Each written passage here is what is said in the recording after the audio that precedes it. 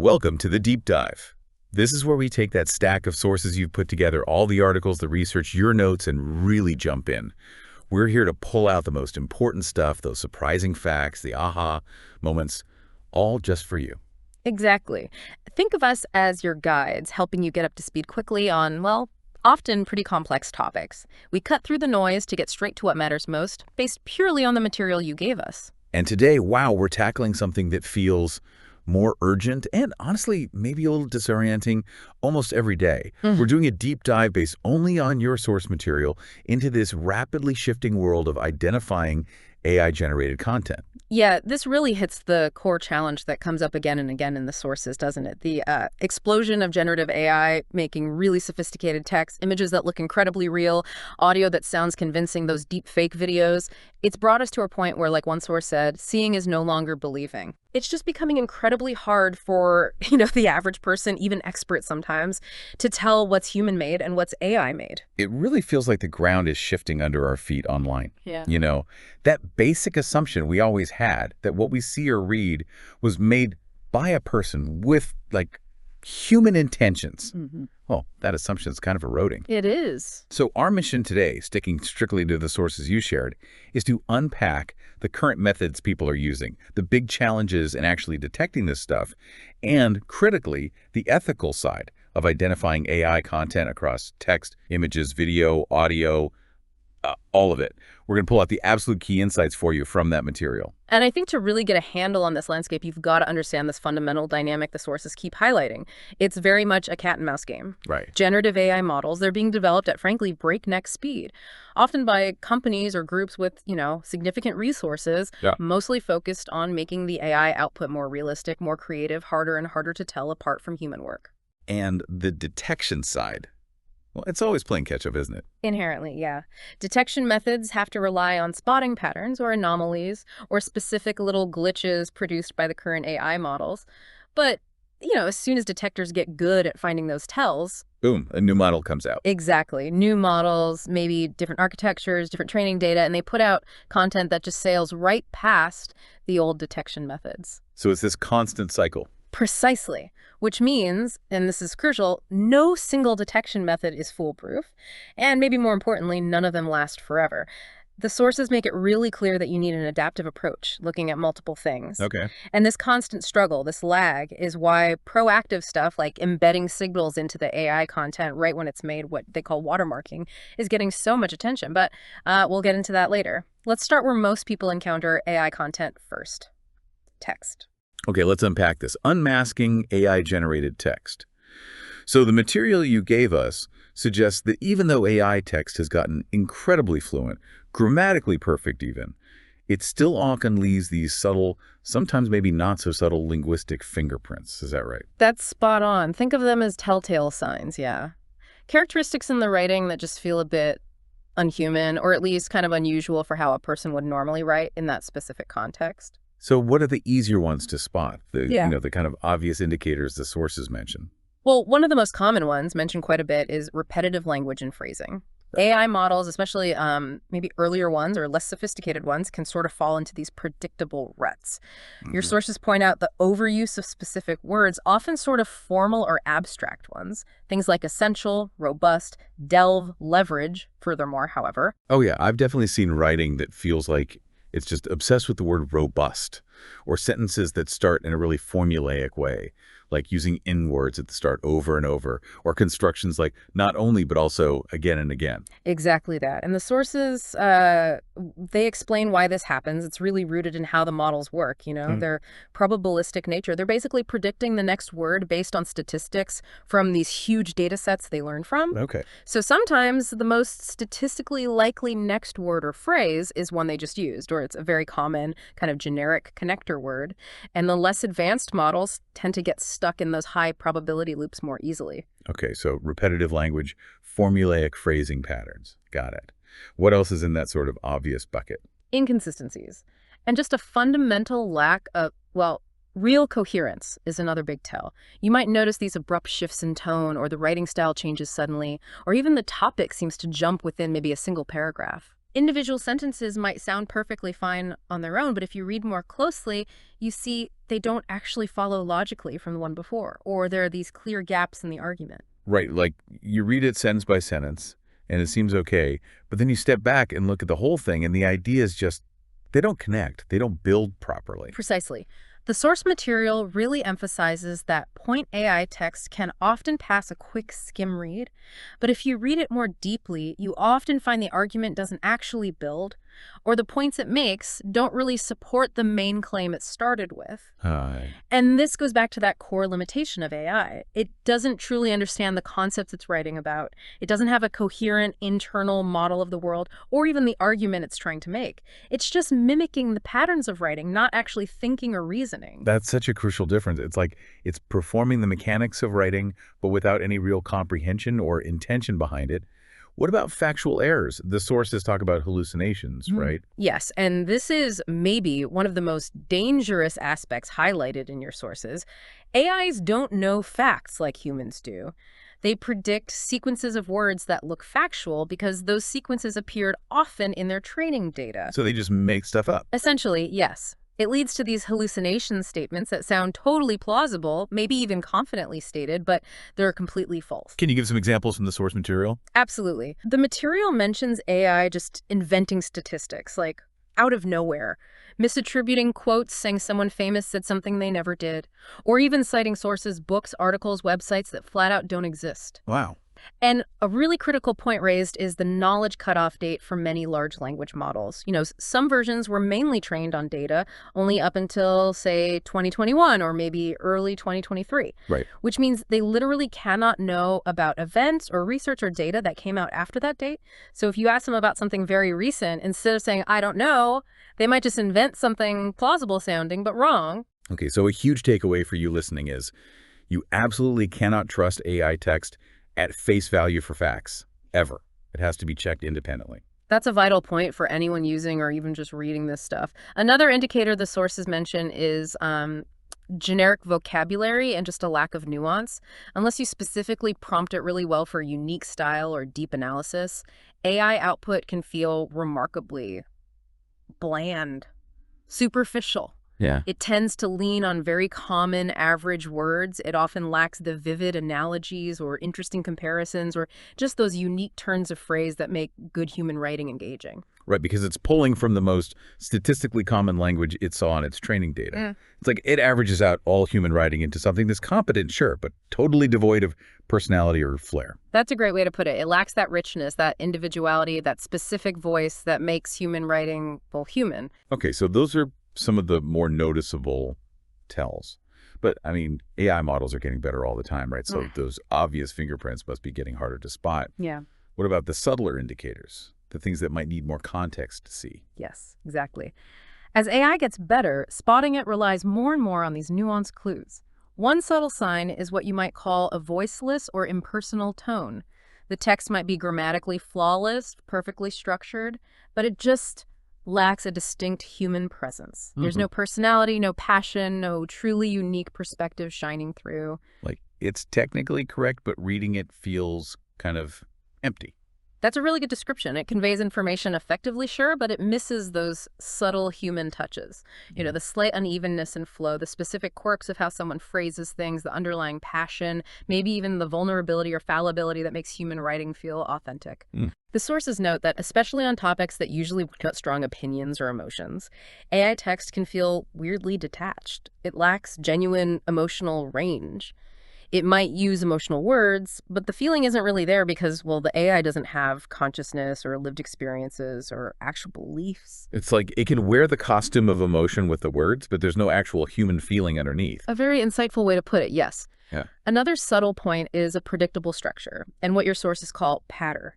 AI text can often follow a very formulaic paragraph structure, maybe a topic sentence, then a few supporting details, then a little summary sentence, and it just repeats that pattern. Oh, Or it might give a very even, almost superficial treatment to complex topics. It'll present multiple perspectives or facts, but without really synthesizing them well or taking a clear stance. It just lays them out side by side. that pattern sounds familiar, like it's just efficiently ticking off points from an outline, but not really digging into the ideas or developing them organically. Why do the sources think that happens? The material suggests it likely reflects the AI's training on just vast amounts of structured text and typical internet writing, which often follows these conventional patterns. It learns the formulas very well, but it might not know how to adapt them or break them creatively like a human writer would to, say, build suspense or emphasize a point or just reflect a unique way of thinking. Okay, so predictable structure, impersonal tone. What about the kind of writing that really relies on personal experience? This is a major dividing line. Unless the AI is specifically prompted to just make up biographical details, which is a whole other tricky area, AI text will inherently lack genuine anecdotes. It won't have specific examples drawn from lived experience or that kind of nuanced practical understanding that comes from actually doing something, from being in a situation. Right. An AI can define a concept perfectly, like reading from an encyclopedia, but it can't tell you about the time it struggled to apply that concept or the specific, messy sensory details of that struggle. Which makes total sense when you think about it. The AI hasn't lived anything. So if a piece of writing is supposed to be, say, a personal reflection or a bit of memoir or describing hands-on expertise, and it just feels very general or theoretical, that could be a pretty big red flag. Absolutely. It really highlights that fundamental limit of AI in creating content that needs genuine insight born from personal, embodied experience. Interestingly, another subtle indicator mentioned can be, well, an unnatural level of correctness. Atypically perfect grammar and editing. Wait, hang on. Good grammar is a bad sign now. That seems backward. Hey, yeah, it sounds weird, but it's all about context, as your sources stress. If a text comes from a professional editor, yeah, perfect grammar is expected. It's normal. But say you get something from a student, or maybe a colleague usually makes a few typos or punctuation mistakes, and suddenly their writing is absolutely flawlessly perfect. That level of unnatural perfection, that inconsistency with what you'd normally expect from them, that can be suspicious. Okay, got it. It's the inconsistency with the presumed author's usual style or skill that's the flag, not the perfection itself. Context is everything. What other subtle clues did the sources mention?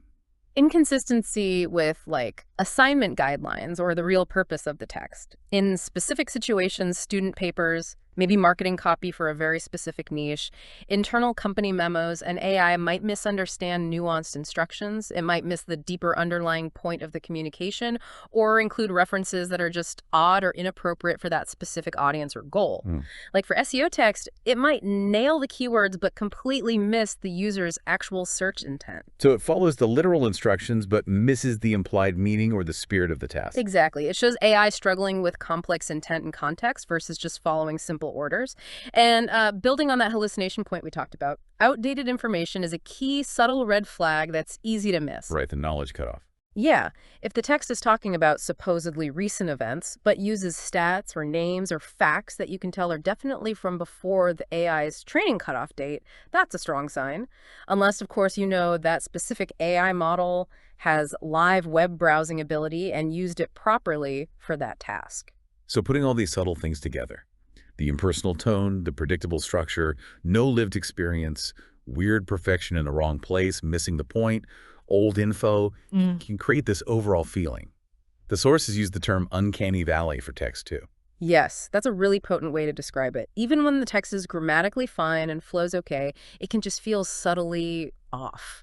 It lacks that spark, that genuine human depth, that unique viewpoint, maybe even that touch of messiness that makes human communication feel real. It's like a mask that's almost perfect, but you can still sense it's just a mask, not a real face underneath. And that uncanny valley feeling, like you said, ties right back to that fundamental difference. AI is predicting words based on patterns. It doesn't have real understanding or consciousness or lived experience or human intention. That's the absolute core distinction. It mimics, but it doesn't embody human thought or feeling. And this just underlines, again, that critical point when trying to spot AI text, the massive importance of context. You mentioned this before, but let's really hammer it home. Why is context so critical here? Because, as the sources you provided make incredibly clear, there's no single checklist of AI text traits that works for everything. A piece of writing that's perfectly clean, grammatically flawless, and impersonal. That might be exactly what you expect, even want, from a legal document or a technical manual or maybe a company's terms of service. Right. But that exact same style, flawless and impersonal in a personal blog post or a heartfelt email or a university application essay, that would be highly suspicious. Right. Perfect grammar from a pro editor is normal. Perfect grammar from a first-year student who usually struggles with commas is a huge red flag. The context totally changes how you interpret the characteristic. Exactly. An impersonal, detached tone isn't a red flag in, say, a breaking news report aiming for objectivity. But that same tone in a piece asking for personal reflection or a strong opinion is a definite red flag. The AI's tendency towards being, as one source puts it, directionless and detached only really stands out as a potential tell when the context demands direction or passion or personal involvement. So a major insight here for you listening is that relying only on automated AI text detection tools without any human judgment or careful thought about the context is just fundamentally flawed. The tool might flag something based on a pattern it learned, but a human needs to step in and ask, who supposedly wrote this? What's its purpose? Who's the audience? Only then can you correctly interpret that flag. Precisely. Critical thinking, understanding the specific situation, applying your human judgment, those are paramount.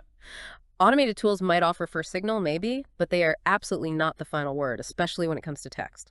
Okay, that gives us a really solid grasp on the linguistic tells in AI text, the obvious ones, the subtle ones, and why context is king for interpretation. Now let's shift gears pretty significantly. AI isn't just text anymore, it's creating incredibly realistic visuals, images, and video. The sources say this stuff can look stunningly real but still have tells. That's absolutely right. AI image and video generation tech has advanced, well, astonishingly, often producing visuals that are genuinely hard to tell apart from real photos or videos, at least at first glance. But just like text, this AI visual content often leaves behind subtle and sometimes, frankly, quite noticeable clues or artifacts that give away their artificial origin. What are some of the main things we should be looking for in AI-generated images based on the research mentioned in your sources? A major weakness, maybe the most notorious one, involves anatomical implausibilities. AI models, even really sophisticated ones, still struggle quite a bit with accurately rendering the complex, subtle details of human and animal bodies. This is where we get the weird hands, right? Yeah. Everyone talks about the AI hands. Oh, hands are the absolute classic example. They're just notoriously difficult for AI. You'll often see images with like extra fingers or missing fingers, maybe fingers that are fused together unnaturally, or hands that just have odd proportions. Your sources specifically say, scrutinize the hands. It's one of the most reliable places to find tells. Okay, hands are key. What other body parts cause problems? Teeth can look strange, maybe overlapping too much or asymmetrical or just odd shapes and sizes that don't really fit the mouth. Eyes are another common area. They might look unnaturally shiny, sort of glassy or maybe blurry. Pupils can be not quite circular or they might look hollow. You might also see bodies that seem to merge weirdly into objects or other people, or distorted proportions like necks that are way too long or limbs that are just the wrong length. But, and this seems important, human bodies are diverse, right? One slightly unusual feature doesn't automatically mean it's AI. Absolutely critical point. Your sources rightly stress you need caution and judgment. You're generally looking for consistent patterns of these errors in one image, or maybe multiple different kinds of errors together. You shouldn't just jump on one slightly unusual detail that could just be natural variation or an awkward photo angle. Okay, so look closely at anatomy, especially hands, eyes, teeth, but keep natural variation in mind. What about the overall look and feel of the image? Stylistic artifacts. Yes, the whole aesthetic can just feel subtly off. Skin texture might look strangely waxy or way too smooth or have an unnatural sheen, lacking normal pores and texture. Colors might be oversaturated or have weird, unnatural tints. Faces sometimes look too perfect or too gorgeous, lacking the little flaws, lines, and asymmetries that make real faces look real. Like an airbrushed photo, but somehow even more artificial. Sometimes, yeah. Or the image might just have a general photoshopped feel or an overly stylized look that doesn't quite fit reality. Inconsistent lighting is a big one. The light hitting the main subject might not match the direction or quality of the light on the background, suggesting they weren't actually photographed together in that environment. Hmm. You might also see smudgy or blurry glitches in parts of the image, or backgrounds that look unnaturally uniform or like they're patchworked together from different places. Some sources mention an overly cinematic or hyper-realistic look, though, skilled human editing can sometimes achieve that too. So look for things that break the internal logic of the image. Yeah. The lighting, the style, the texture. Right. What about objects? How they look or how people interact with them? Yeah. Functional implausibilities. Right. AI models don't have real-world physical understanding, so they often mess up objects and interactions. Hmm.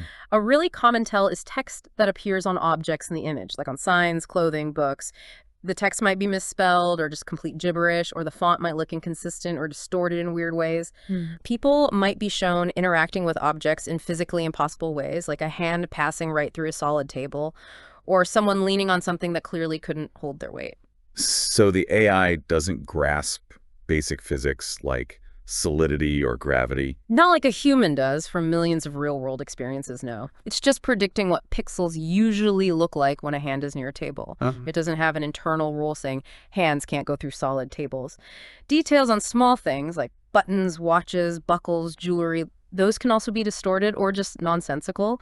And yeah, gravity-defying straps on bags or clothes, sometimes you see those. Gravity-defying straps. Yeah. That's a good specific one to watch for. What about bigger physics violations within the scene?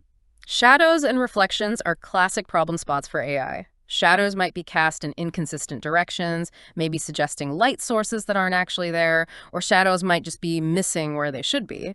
Reflections in water, mirrors, shiny surfaces often don't accurately or logically mirror the scene they're supposed to reflect. Perspective can get distorted, leading to visually impossible geometry, stairs that seem to go nowhere or loop back on themselves, buildings that look warped or have weird angles. Like an accidental MC Escher drawing. Exactly like that. AI just struggles to keep physics and perspective consistent across a whole complex scene it's generating.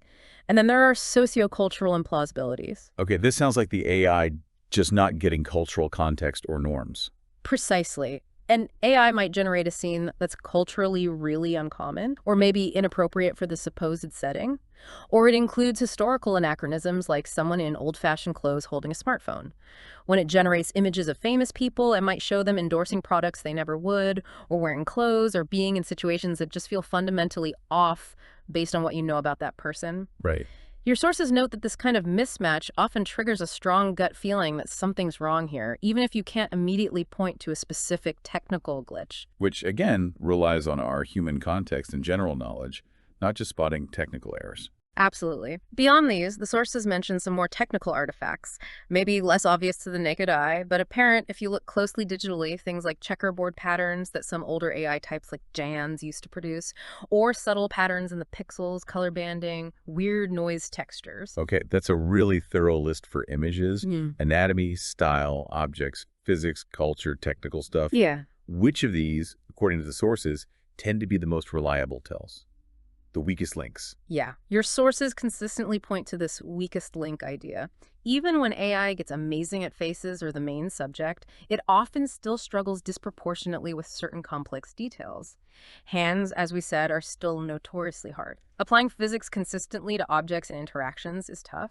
Getting details right on small functional things is challenging. These are often the areas where AI artifacts are most likely to pop up, making them really reliable places to look closely if you're suspicious about an image. So when you are looking at a potentially AI image, focus your attention first on the hands, the eyes, the teeth, any text on objects, and the physics like shadows and reflections. Those are often the spots where the illusion starts to break down. Yeah, even if the main subject looks pretty convincing.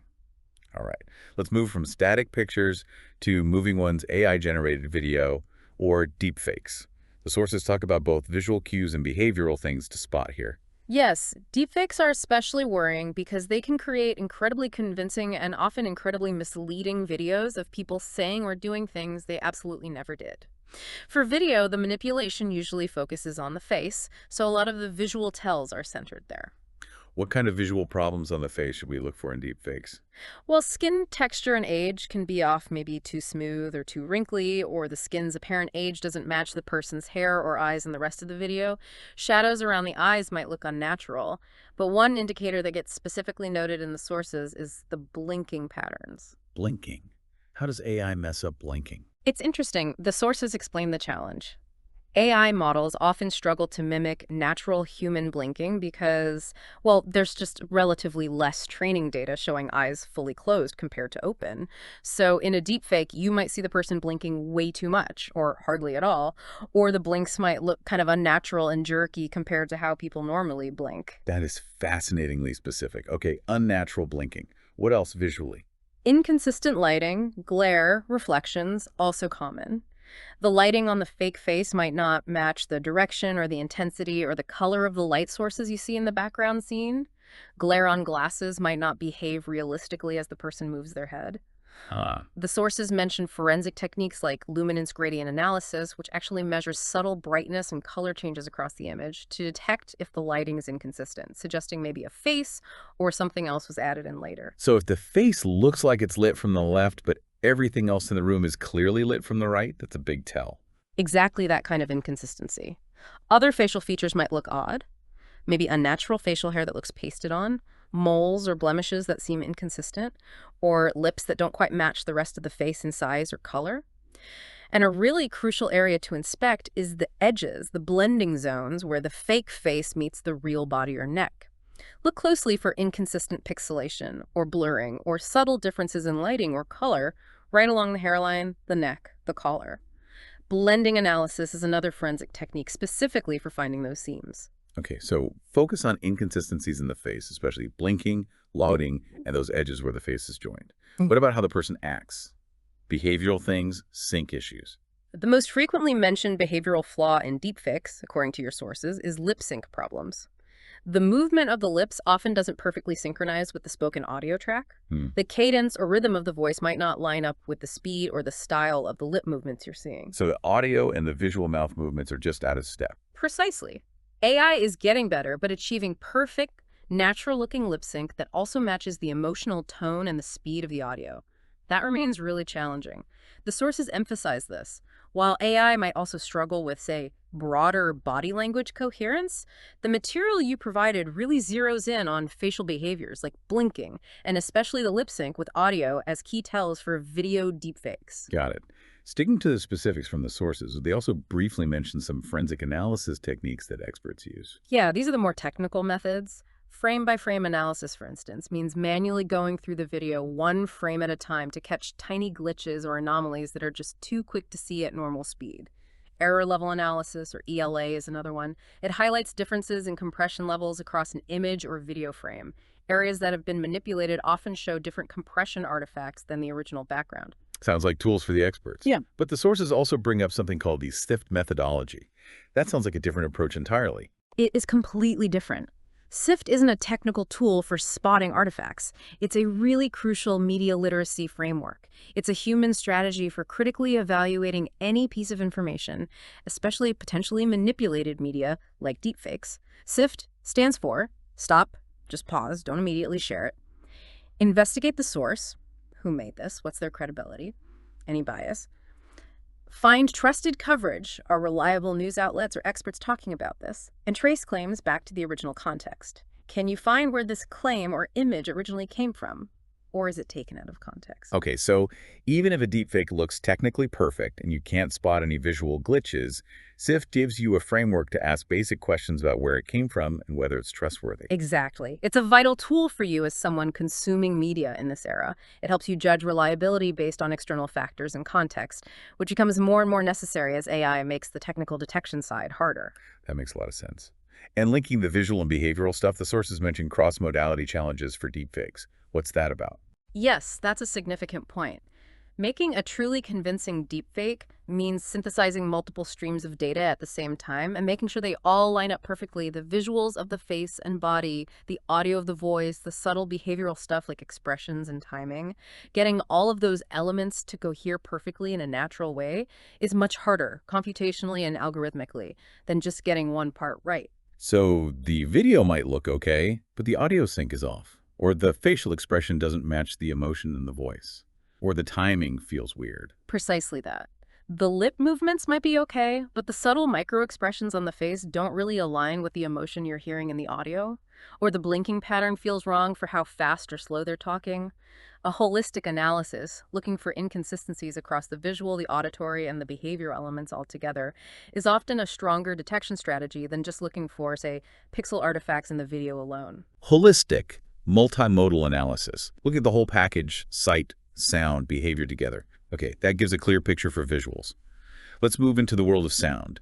AI-generated audio. Right. AI audio tech has seen really dramatic improvements, highly realistic voice cloning, sophisticated text-to-speech. It's quite advanced. But, like other AI content, there are often still auditory clues that can give away its artificial origin. What are the main tells in AI voices or generated audio based on the sources you looked at? The most significant and probably most persistent challenge for AI audio, highlighted in the material, is accurately conveying natural human emotions, sentiment, and what's called prosody. Prosody is all that stuff like rhythm, stress, intonation, pitch changes that make speech sound natural and convey feeling and meaning. AI voices can often sound somewhat monotonous, flat, or maybe dry compared to real human speech. Like a robot voice, but maybe a really, really good robot voice. Not always obviously robotic like the old text-to-speech systems, no. But the lack of natural, context-appropriate emotion is the key. You might hear weird intonation, like that upward tilt at the end of a statement making it sound like a question.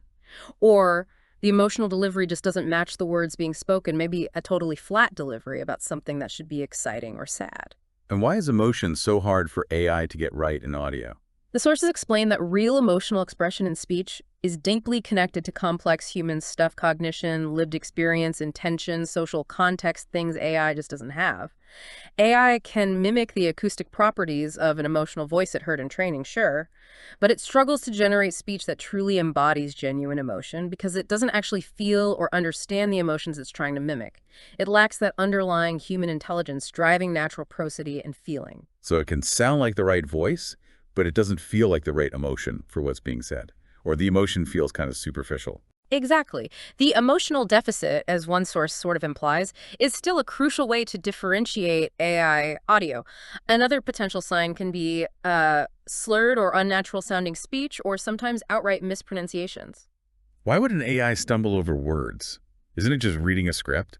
Well, if specific words, maybe unusual names or complex phrases didn't appear very often or weren't well represented in its training data, the model might struggle to predict the correct sequence of sounds needed to say them naturally. This can lead to awkward stumbles, sounds kind of running together, or clear mispronunciations that just stand out to a human listener. Okay. Flat emotional tone, pronunciation problems. Any other sound cues? Odd background noises, or conversely, an unnatural lack of any ambient sound can be tells.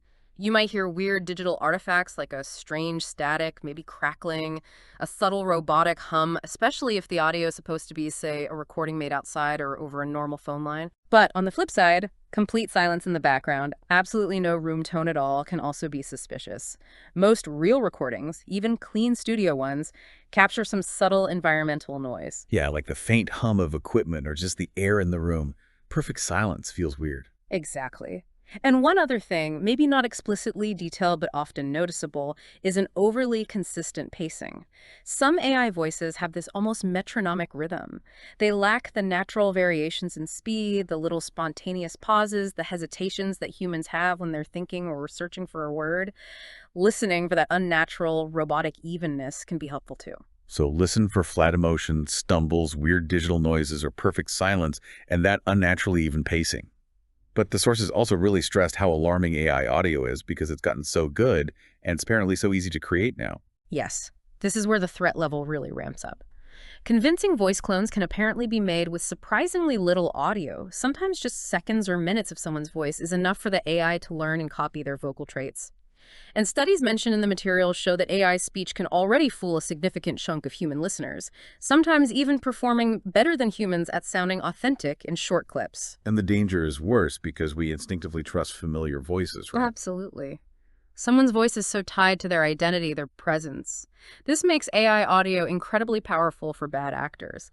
Sophisticated phone scams, vishing, where they impersonate a family member needing money urgently, or impersonating a CEO to commit fraud, creating fake audio evidence for court cases, or spreading incredibly believable disinformation by making it sound like someone said something they never did. Wow.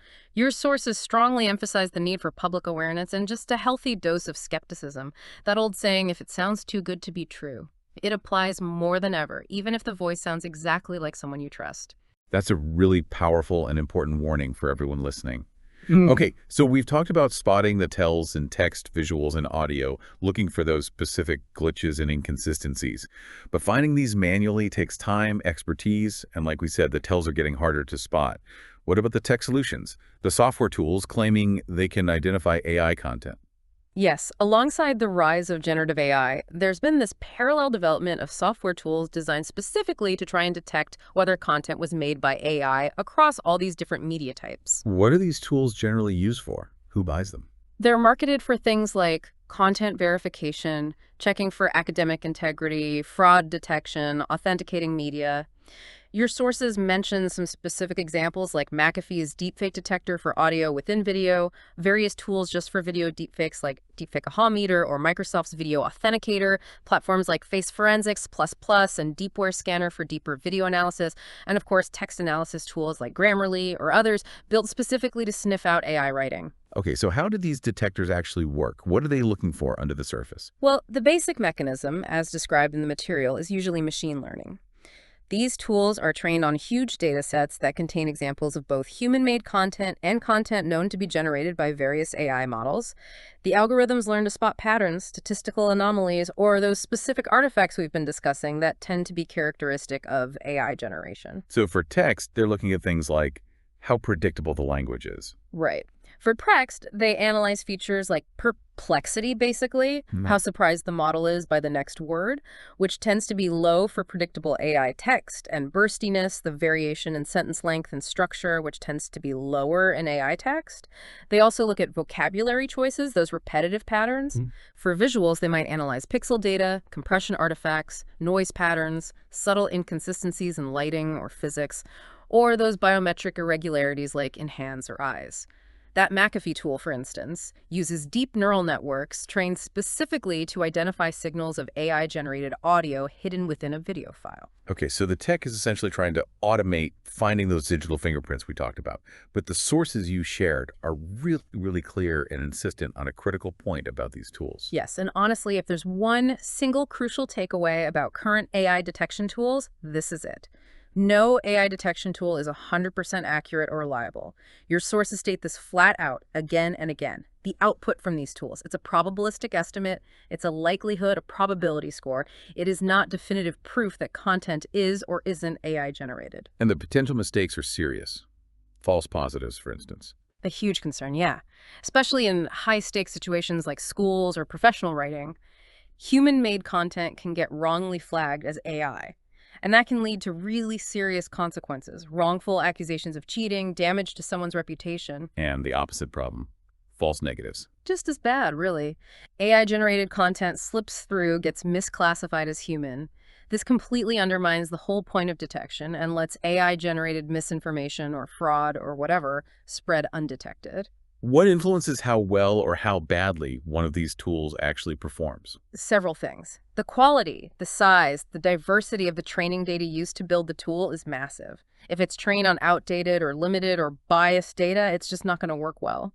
The sophistication of the algorithm itself matters too. How good is it at picking up subtle differences? And critically, how complex and how new is the AI content it's trying to detect? More advanced or newer AI models are just inherently harder for older detectors to catch. And this brings us to what sounds like the most fundamental problem for these tools. They just cannot keep pace with how fast generative AI is evolving. This is the absolute core reason for the systemic unreliability mentioned in your sources. Detection tools are constantly fighting the last war. They're trained to spot patterns and artifacts from AI models that existed in the past when their training data was gathered.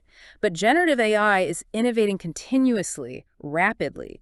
New architectures, new training methods, new models are released all the time, and the content made by these newer models might simply lack the specific tells that the existing detectors were trained to find. So there's this built-in delay. A new, better AI model comes out, people start using it, it makes content with different patterns, the content has to be collected and analyzed, then the detection tools need to be retrained on this new data, and finally the updated detector gets rolled out. But by then, the AI models have probably moved on again. Exactly. The sources explicitly state that if a detector is trained on outdated data, it will inevitably lag behind the latest generative AI.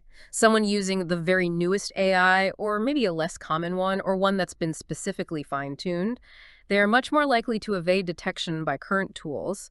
This inherent unavoidable time lag is why relying only or even primarily on these tools as your defense against AI content is just fundamentally flawed. That is a very, very sobering point about how reliable these tools actually are. And there's another major issue mentioned regarding bias. Yes, this is a significant ethical concern the sources raise. Some AI detection tools have apparently shown a tendency to disproportionately flag writing from non-native English speakers or maybe individuals with neurodivergent writing styles as being AI generated. Why would they do that? That sounds terrible. The material suggests it happens because these tools often rely on identifying linguistic patterns considered typical for native English speakers writing in a very standard, conventional way. So, deviations from those specific norms, even if they're perfectly valid and expressive human writing styles, common among non-native speakers or neurodivergent people, can be misinterpreted by the algorithm as statistical anomalies, as signs of non-human writing. Wow. Which leads to unfair scrutiny, potential false accusations, and serious equity problems. So the tool isn't just detecting AI-ness, it's also reacting to human writing styles that fall outside the specific norms it learned, effectively penalizing linguistic diversity. Precisely. And on top of that, many of these tools have practical limits. They often struggle with very short texts or bullet points or content that mixes human and AI writing together. And critically, AI content can often be surprisingly easy to tweak to bypass the detectors deliberately. How easy are we talking? How easy is it to fool these tools? Your sources highlight that relatively simple methods can often work. Even just using another AI paraphrasing tool to rewrite the output from the first AI can sometimes change the patterns enough to fool a detector. Running the text through Google Translate to another language and then back again can also disrupt the fingerprints. Even just making minor human edits, changing a few sentence structures, swapping out some words can be enough to get past some tools. So someone who really wants to pass off AI content as human can often manage it without too much effort. And adding to all this, the tools themselves often lack transparency. That's right. Many tools just give you a score or a simple label like likely AI or likely human, but they don't tell you why they reached that conclusion. This lack of explanation makes it really hard for users to interpret the results properly, understand why it might be wrong, or effectively argue against a finding, which is a huge problem when the stakes are high, like in academic honesty cases. Okay, given all these massive limitations, the risk of error is both ways. Not keeping up with AI, potential bias, easy evasion, lack of transparency. How should someone responsibly use these detection tools, according to the material you reviewed? The key message from your sources is use them cautiously, with significant awareness of their limits. First, absolutely recognize they are not infallible. Treat them as preliminary indicators, maybe a signal that something needs a closer human look, but never as the final definitive verdict. So never just take the tool score as gospel truth. Exactly. Second, if you can, try verifying results with multiple different tools. Since they use different algorithms and data, cross-checking might help confirm or contradict a result, potentially lowering the chance of a mistake, although it's no guarantee. Third, get familiar yourself with the typical AI writing patterns and tells we talked about earlier. Understanding why a tool might be flagging something helps you interpret its output more intelligently. So learn the red flags yourself. Don't just blindly trust the tool. Yes, that's a crucial complement. Fourth, always, always, always consider the context, the purpose of the text, the presumed author's usual style and skill level. A flag from a tool always needs careful human review and judgment before any action is taken, especially any negative action. And fifth, use AI detection tools as just one part of a broader approach to checking originality alongside traditional plagiarism checkers, verifying sources, and most importantly, careful, critical human reading and evaluation of the content itself. It really sounds like AI detection tools are just one small and currently quite flawed piece of a much bigger puzzle. The sources mentioned this difficulty leads to something called the detector's dilemma. What's that? This refers to that fundamental trade-off you face when building these tools. You want high sensitivity, meaning you want to catch as much AI content as possible, but Hmm. you also need high specificity, meaning you want to correctly identify human content and avoid those false positives. It's incredibly difficult, often technically impossible, to maximize both at the same time. If you tune the tool to be super sensitive, to catch every possible bit of AI, you will inevitably raise the number of false positives wrongly flagging human work. If you tune it the other way for high specificity, to be absolutely sure you're not flagging human stuff, you will miss more AI content, increasing your false negatives. So you're stuck between two bad outcomes, and you can't totally eliminate mistakes. Exactly. And this dilemma gets worse because AI is actively being developed to evade detection. It's an adversarial game. As detectors get better, the AI models get updated to bypass them. This makes hitting both high sensitivity and high specificity an increasingly hard, maybe ultimately unwinnable, technical fight. That inherent lack of 100% accuracy, it's a direct result of this dilemma, made worse by the arms race. And you keep coming back to that core point, the systemic unreliability, because the tools just can't keep up with how fast AI evolves. It's the fundamental flaw the sources highlight. Relying on these detection tools as the main defense against undetectable AI content is, as the material strongly suggests, fundamentally problematic and probably unsustainable long term. This really points towards needing different approaches, especially in places like education where authenticity is so critical. And it underlines why proactive measures like watermarking, trying to mark the content when it's made instead of finding it later, are gaining so much importance. Okay, that leads us perfectly into the next section, AI watermarking. If detecting AI content after the fact is so hard and unreliable, can we flip the script and somehow mark the content as it's being generated? That's the essential idea behind AI watermarking, yeah. As that line between AI and human blurs, establishing the provenance, basically, the origin and history of content becomes more and more vital. Watermarking is this proactive strategy to embed some kind of signal, maybe hidden, maybe visible, directly into the content as it's being made by an AI model. What's the main goal there? Why do that? The primary goal is to make AI-generated content reliably traceable and identifiable as having come from an AI. And ideally, you do this without messing up the quality or usefulness of the content too much. This embedded signal can then be used for various things, helping to verify if content is authentic, exposing deepfakes, maybe even protecting intellectual property tied to the AI model or its training data. How does that actually work? How do you embed a signal into, say, an image or text? Well, it's generally a two-stage process: embedding, which is putting the watermark in, and then detection, which is finding it later.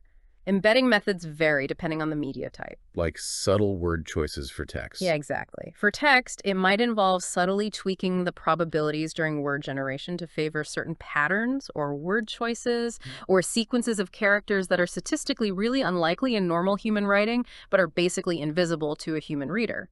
For images, it could mean making tiny, imperceptible changes to pixel values or color distributions, or embedding subtle noise patterns that only an algorithm can find. For audio, maybe slight frequency shifts or embedding signals outside human hearing range. For video, maybe embedding signals in specific frames, or tweaking encoding settings, or adding data to the underlying streams. And detection is just running some software designed to look for that specific embedded signal. Correct. A detection algorithm scans the content, looking for those specific patterns or statistical anomalies, or maybe using a model trained to recognize that particular watermark signal.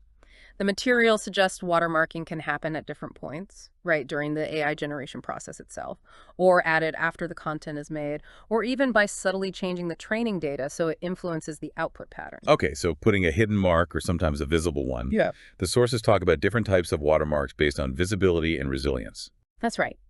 Visibility is just whether a human can see or hear the watermark. Imperceptible watermarks are designed to be totally unnoticeable to our senses, only detectable with special algorithms. The upside is they don't ruin the user experience or the look of the content. The downside is they're often less robust, maybe easier to remove or destroy with simple things like compression or cropping. And visible ones. Believable watermarks are obvious, like a logo overlay on an image or a text disclaimer saying AI generated. The benefit is clear indication of origin. The challenge is they can degrade the quality or aesthetic, and if they're not integrated well, sometimes they can just be cropped out or edited away. And resilience. That's about whether the watermark survives if someone messes with the content. Exactly.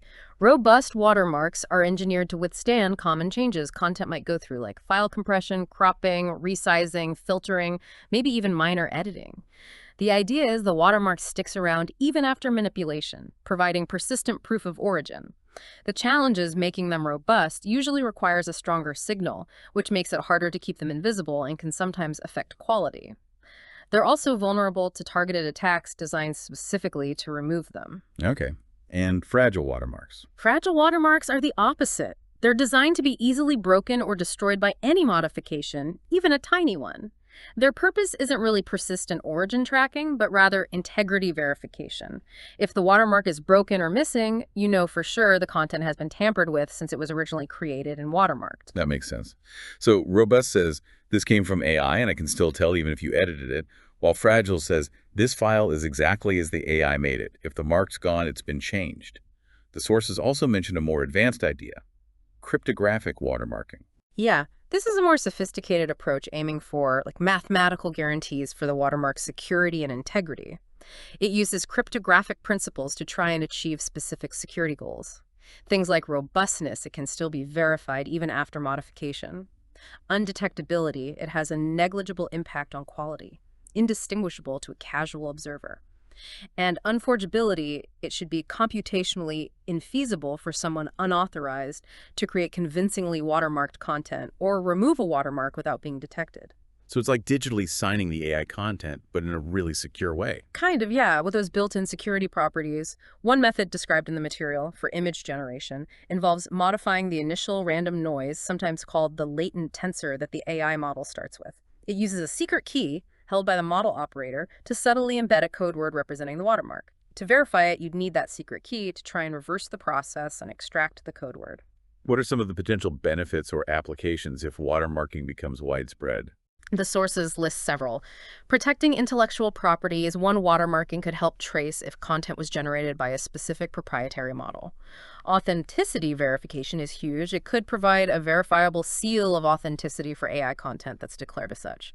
This helps expose deepfakes by flagging content that lacks an expected watermark or has a forged one, and just generally fosters trust by making the origin clear. And crucially, it promotes responsible AI use by enabling accountability.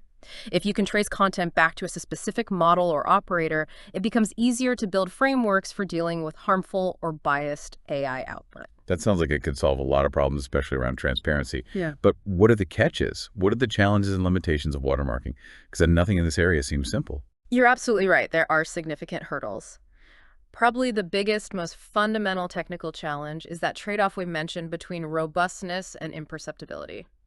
The more you change the content to embed a strong, robust watermark that survives editing, the more likely that watermark is to become noticeable and potentially degrade the quality or look of the content. So it's really hard to make it both truly invisible and totally bulletproof against editing or attacks. Exactly. Even if it starts out robust, common things like heavy file compression, significant cropping, or complex filtering can potentially destroy or just obscure the watermark.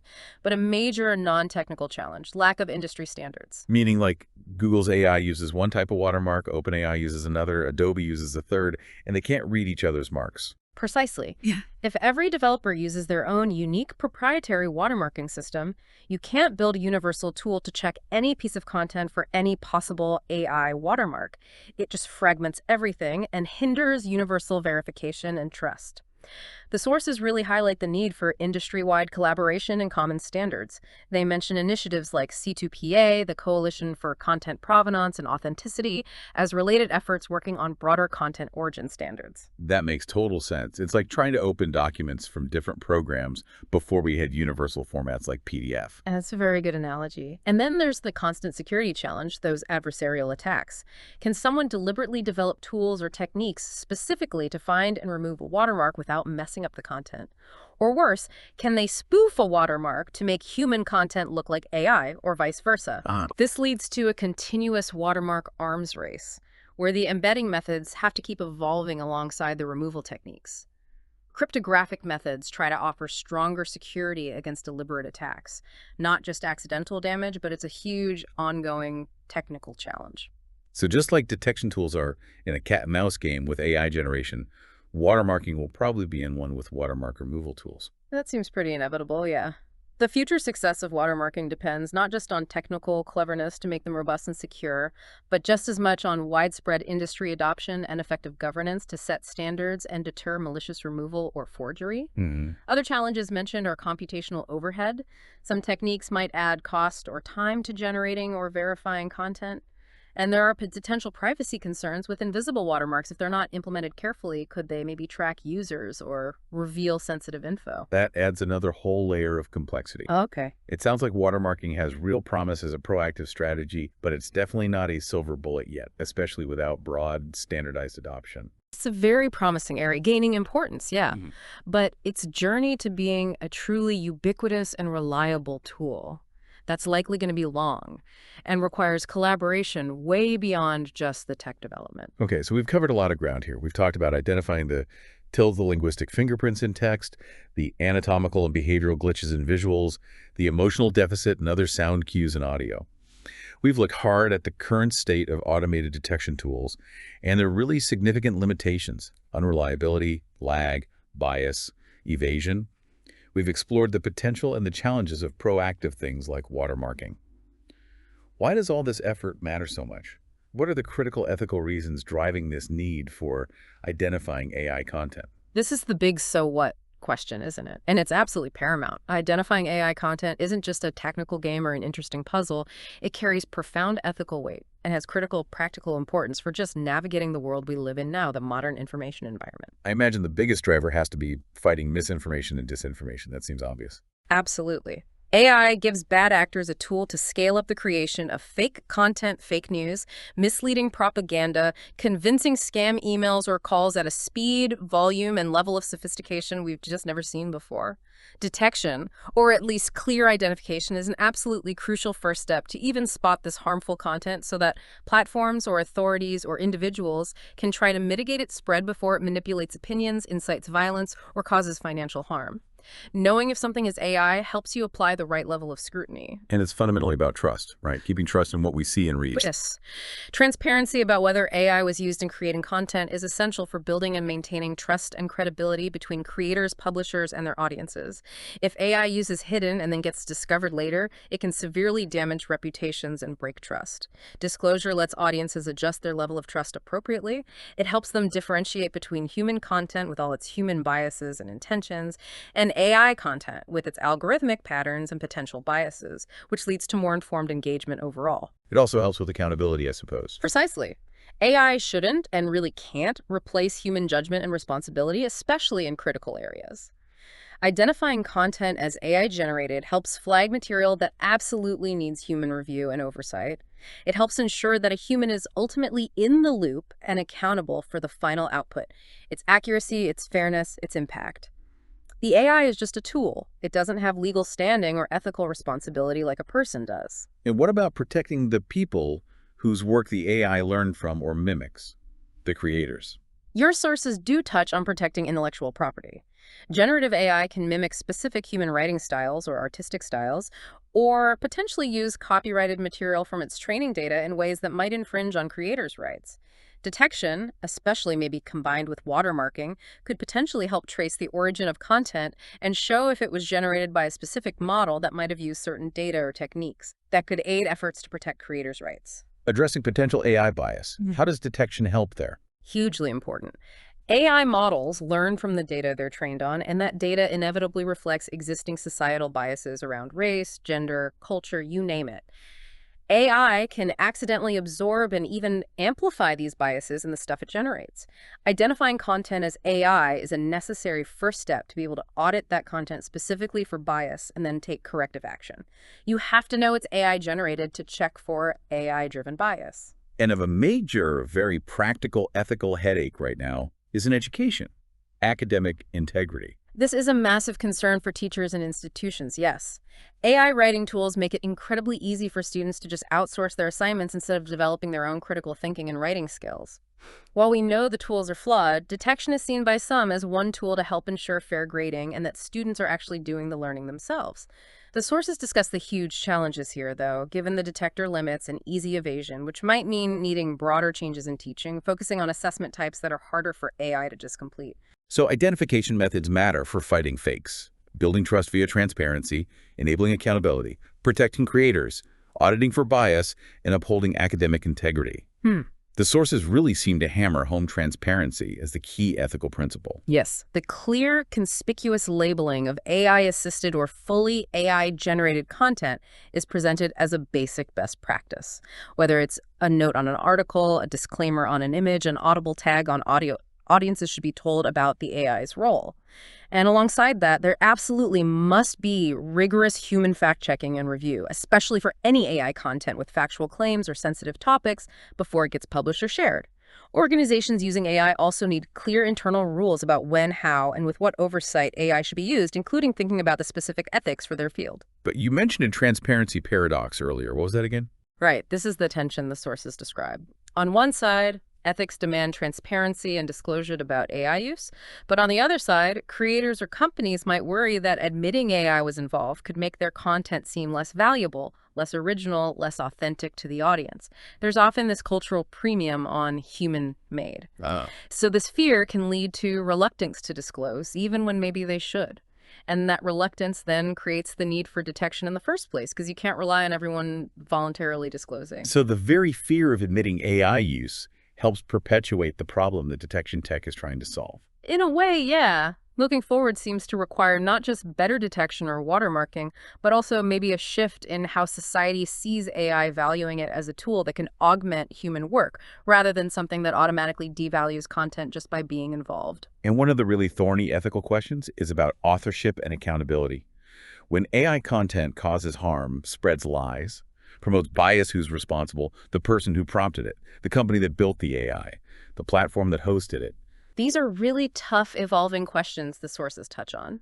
While the ideal is human oversight and responsibility, AI can sometimes show emergent behaviors or generate content that spreads bias in ways the human user didn't explicitly foresee or intend. The AI itself, having no consciousness or intent, doesn't fit neatly into our existing legal or ethical boxes for accountability. So detection becomes necessary just to trace the content back to the humans who are involved in putting it out there. Exactly. Detection, or maybe verifiable provenance through watermarking, is fundamental to being able to trace the content back through its creation and find the human or organizational actors, the users, the deployers, the prompt engineers who are involved in starting it, reviewing it, and sharing it. That traceability is essential if you want to build and enforce any meaningful ethical or legal accountability frameworks for harm caused by AI content. Okay, that was a very thorough look at why all this detection and identification effort is so ethically critical. We've covered the specific tells across media, the big limitations of detection tools, the promise and problems of watermarking, and the vital ethical landscape from fighting fakes to navigating accountability. How do we pull all this together? How do we navigate this fast-changing environment effectively? Well, your sources conclude by really emphasizing the complexity. It's difficult because AI advances so fast, and it's this adversarial space.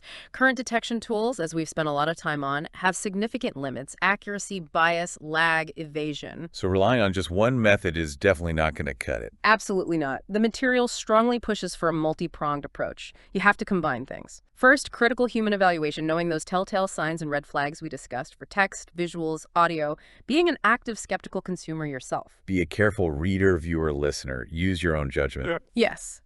Second, use the technological tools, cautiously understand their major limitations, treat their result as probabilities, never as definitive proof without more human review and thinking about the context. Third, stay aware of emerging proactive tech like watermarking, understand its potential for proving origin, but also its current challenges with standards and robustness. And crucially, fourth, build a strong foundation in media literacy. Use frameworks like SIFT-STOP, investigate, find, trace to assess the credibility and context of any information, especially if it seems fishy or surprising. SIFT again, that human-centered framework for verification that empowers the individual. It's a vital partner to technical methods, especially as pure technical detection gets harder. And looking ahead, as AI gets even better, maybe generating content that's truly indistinguishable visually, acoustically, linguistically, the focus has to shift. And just trying to spot the AI after it's made Hmm. to something else. Exactly. The sources suggest a necessary shift away from reactive artifact detection, that losing cat and mouse game towards establishing digital provenance and building trust frameworks. The future paradigm, they seem to imply, is one where content isn't just passively scanned for AI tells, but is actively authenticated, where AI involvement is transparently declared using standardized, verifiable methods, perhaps building on the goals of things like C2PA. So the basic question we ask ourselves changes. Precisely. It moves from can I detect if this is AI towards can I verify the origin of this content? Does it come from a trusted, accountable source? And is its potential AI involvement clearly and verifiably declared? In that kind of future, maybe undeclared or unverified content gets treated with automatic skepticism, a skepticism backed up by tech infrastructure, platform rules, and widespread education about why provenance and transparency matter. That sounds like a really significant shift from trying to identify the fake by its flaws to requiring content to prove its authenticity or declare its nature. But even with all this tech and these frameworks, you're still saying the human element is the ultimate line of defense. Unequivocally.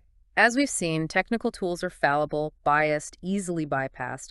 Watermarking has promise, but faces huge hurdles and needs mass adoption. But AI still fundamentally struggles with aspects of human experience, nuanced social understanding, complex ethics, genuine subjective feeling things humans are uniquely equipped to evaluate. That lack of a true human voice, the sociocultural disconnects, the emotional flatness in audio humans, notice these subtle failures better than any algorithm currently can. And methods like SIFT empower individuals to be active, critical thinkers, not just passive consumers hoping a tool will save them. Yes. Ultimately, despite all the amazing AI advances and all the identification tech being developed, the primary responsibility for discerning truth, spotting manipulation, and navigating this increasingly complex AI-filled information world, it rests with informed, critical, and ethically aware human users. Education and media literacy, critical thinking, understanding AI's real limits is more vital now than maybe ever before. Wow. That truly was a deep dive into such a critical topic. Yeah. We've pulled out the key insights on spotting AI across text, visuals, and audio. We've dissected the limitations and biases of detection tools, explored the potential and pitfalls of watermarking, and really underlined the crucial ethical reasons all this matters: fighting misinformation, preserving trust, enabling accountability, protecting academic integrity. We also looked at that necessary multi-pronged approach and the potential future shift towards provenance and trust, always bringing it back to that indispensable human element. It's definitely a complex, fast-moving field, but understanding these key points from your sources gives you a significant leg up in navigating it responsibly and critically. So, let's leave you with this thought, something to chew on as you engage with content online and off, pulling from everything we've discussed today. In a world where AI can mimic human creation with sometimes startling accuracy, where the best tools can be fooled, and where the AI itself has no accountability in the human sense, does navigating the future of digital content ultimately boil down, more than ever before, to our own individual critical thinking, our willingness to question what we see, hear, and read, and maybe our insistence on transparency about where content truly comes from? And perhaps adding to that, valuing and demanding that verifiable declaration of origin above all else. A lot to think about indeed. Thank you for joining us on this deep dive. Until next time.